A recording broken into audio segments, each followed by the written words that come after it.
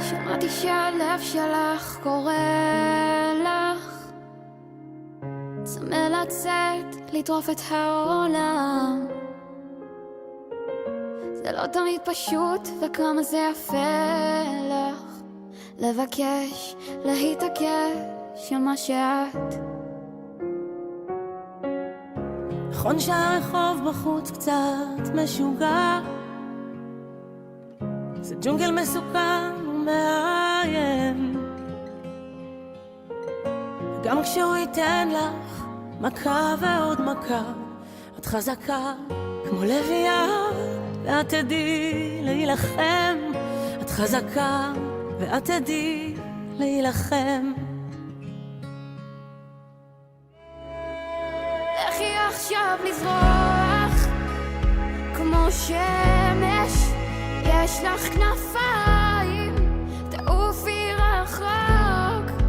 לכי עכשיו בלי פחד, ואם זה יכאב קצת, מנגינה שכתבתי תחזיק לך את היד. וגם אם תהיי שם לבד, לבד כל כך, תדעי שתמיד יש לך אותה.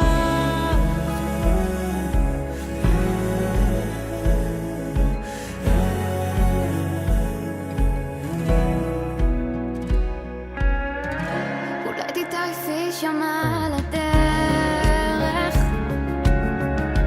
יש נפילות וזה יכול לשבור. מי שתאהבי כל כך ישכח קצת לפעמים, זה מרסק את הלב אבל זה יעבור. נכון שהרחוב בחוץ קצת משוגע, ג'ונגל מסוכן בלי תמרור,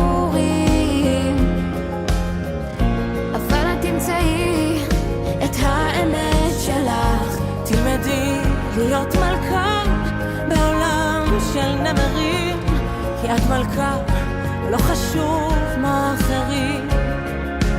לכי עכשיו לזרוח כמו שמש, יש לך כנפיים, תעופי רחוק. לכי עכשיו מפחד,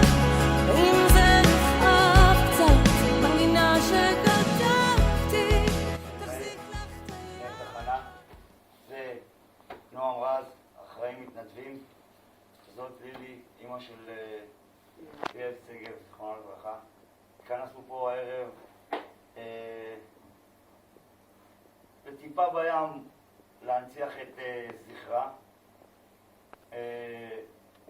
לילי הביאה פה ספר, מי שרוצה אחר כך מוזמן לכתוב. קשה לי קצת, ניתן את הרשות הדיבור ללילי. גם לה קשה. לא התכוונתי לדבר, לא מתכוונת לדבר. רק ככה עולה לי ככה בראש, שתמיד הייתי מביאה את ליאל, ולא הרבה, שהייתי מביאה את ליאל במשמרות, בבת עיניה הייתה מנה. מדי פעם הייתי מביאה את ליאל למשמרות. הייתה אומרת לי, אמא, ליד השער הכחול הייתה אומרת לי, זה קשה לך, זה קשה לך, אמרה לי. תורידי אותי פה, אני אעלה לבד. אני לא צריכה, אני יודעת שקשה לך כל המדע ואמבולנסים ורפואה ודם. היום היא נכנסת לתוך מדע, לתוך התחנה, לתוך האמבולנסים. קשה, כן. אבל אני אגיד לכם. עושה את זה בגאווה בשביל הבת שלי. תודה רבה על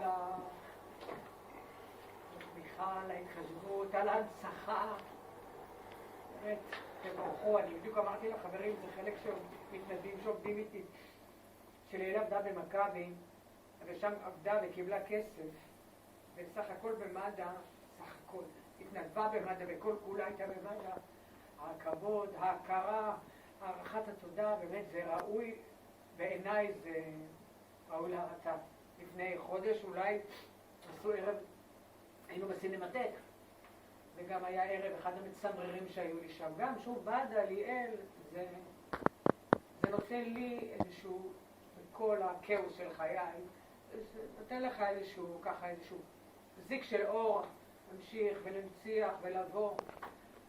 אז תודה רבה לכם.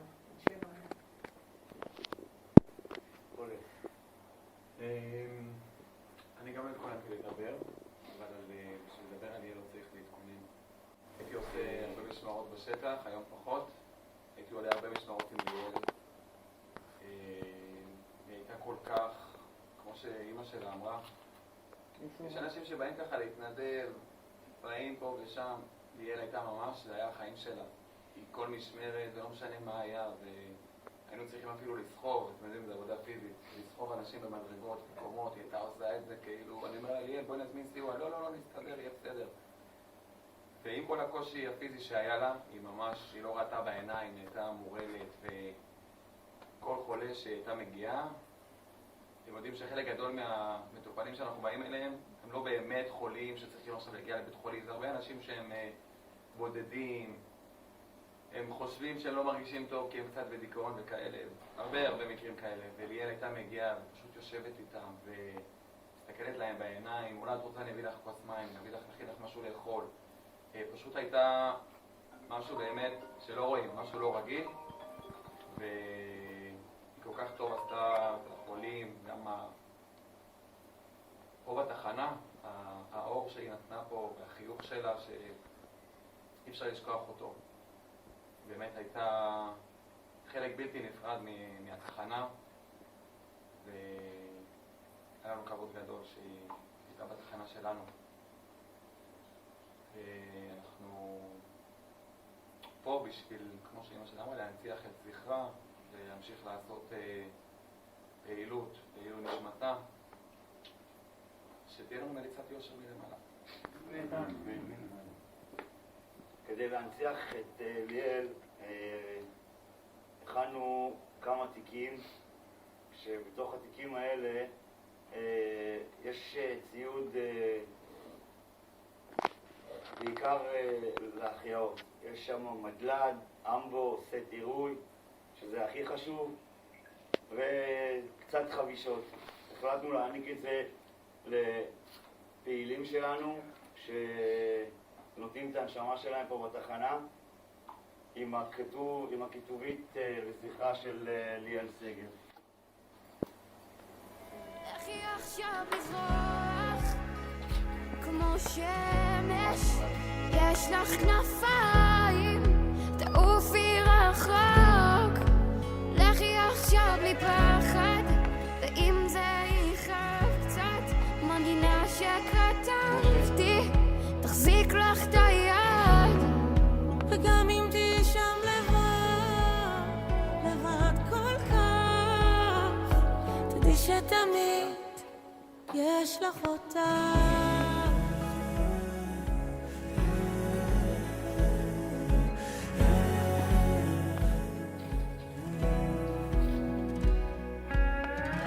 אולי תתעייפי שם על הדרך. יש לנו עוד 3 מתנדבים שנבצר מהם להגיע, אבל עדיין הם יקבלו את התיק שלהם. יש פה ספר מי שתאהבי כל כך, שבזכרה של ליאל, מי שרוצה לכתוב ולהוסיף אז הוא מוזמן.